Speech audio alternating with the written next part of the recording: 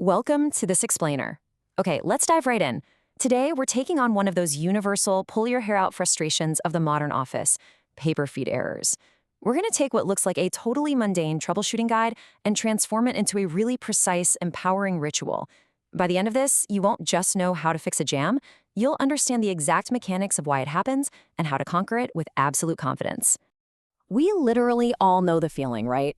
You hit print, you've got a deadline, and suddenly, total silence, followed by that instant spike of agitation when the machine just halts, flashing an error light because the paper absolutely refuses to cooperate. It's infuriating. But instead of just blindly pulling at torn sheets or aggressively mashing the resume button, we're going to approach this like engineers. We really need to ask what is actually happening inside that tray. Section 1, Diagnosing Printer Woes, Finding the Root Cause. So take a look at this. This is the ultimate diagnostic matrix, straight from our source material. It elegantly isolates exactly what goes wrong between the paper and the machine. It really doesn't overcomplicate things with a bunch of heavy technical jargon. Instead, it gives us a direct line of sight from the symptom straight to the solution. As you can see, this matrix builds into a really structured action plan. It maps out 4 distinct causes and their exact corresponding solutions. Think of it as our map to a totally jam-free printer. You've got your paper specs, your loading errors, alignment issues, and finally, paper binding. Moving on to Section 2, 3 paper culprits, eliminating basic errors. Before we tackle the ultimate final boss of paper jams, which we are absolutely getting to in just a minute, we need to eliminate 3 basic user errors that cause these feed failures. Think of this as clearing the runway before takeoff.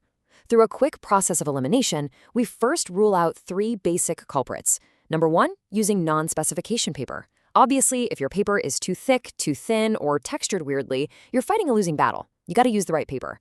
Number 2, overfilling the tray. And number 3, inserting skewed stacks. Let's look a bit closer at those last 2. Now, what's really interesting about this second culprit is the specific language they use. If a tray is loaded incorrectly with excess paper, the solution isn't just to shove it down harder. The distinction here is absolutely crucial. You have to physically remove the excess paper until the stack sits safely below that max height mark. You know that little line in the plastic tray? It isn't a suggestion. It's a hard mechanical limit. If you cross it, the feed rollers just don't have the clearance they need to grab a single sheet. Okay, so our third culprit is skewed paper. If your paper is slanted even slightly, those rollers are going to pull unevenly, and bam, you get an instant crumple. The solution here is a delicate balance. You've got to adjust the tray guides so they hold the stack firmly in place, but carefully enough to avoid bending or bowing the sheets. It should be snug, but definitely not squeezed. Section 3, the paper binding dilemma, the invisible enemy. All right, now we pivot to the absolute main focus of this explainer. This is the most insidious, invisible enemy of the modern office printer. You've used the right paper, you haven't overfilled the tray, and your guides are perfectly snug, yet the printer still jams. Why? Well, welcome to the binding dilemma. Paper binding is this super frustrating phenomenon where the paper just sticks together. When paper sits in a ream, things like static electricity, ambient humidity, or even microscopic burrs from the factory cut can cause individual sheets to literally grip onto one another. So when the machine's feed roller tries to pull just the top sheet, the friction between the pages is just way too high. The machine ends up grabbing 2, 3, or 4 sheets all at once, wedging them into a gap meant for exactly one. Which brings us to Section 4, the unbinding ritual, a tactile procedure. To conquer this specific dilemma, we can't just rely on software resets or turning the machine off and on again. We have to intervene in the physical world. We must perform a highly deliberate 4-part physical procedure. I like to call it the unbinding ritual. Let's break down these 4 steps because this is the core of our strategy today. First, you carefully remove the stack from the tray. Second, you flex the pages. This is vital. By bending the stack back and forth slightly, you're literally forcing a micro-layer of air between every single sheet, breaking that vacuum and neutralizing the static cling. Third, rotate the entire stack 180 degrees. This changes the leading edge that the rollers will grab, completely bypassing any microscopic crimping that might have snagged it.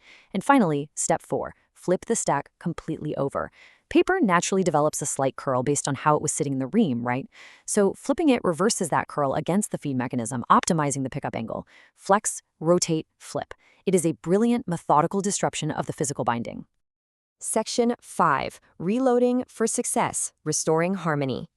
Having successfully completed the physical unbinding, there's literally only one step left to restore harmony to your hardware and get your documents moving again. And it's exactly as simple as it sounds. Reload into the tray. But, you're reloading it differently now. You're sliding in a stack of paper that has been aerated, reoriented, and totally neutralized. With the paper separated and optimally positioned, sitting safely below the max height line and gently hugged by those guides, you are officially ready for a flawless print run. So let me leave you guys with this thought. We interact with technology all day, every day, and it is so easy to feel completely helpless when that error light starts flashing. But just look at what we've learned today. Keep this explainer in mind the next time your machine protests. Will you let the frustration win and try to force the machine? Or will you take control, perform the unbinding ritual, and flex, rotate, and flip your way to a solution? Remember, a little intentional, structured movement is the true key to mastering your tech. Thanks for tuning into this explainer. I'll catch you next time.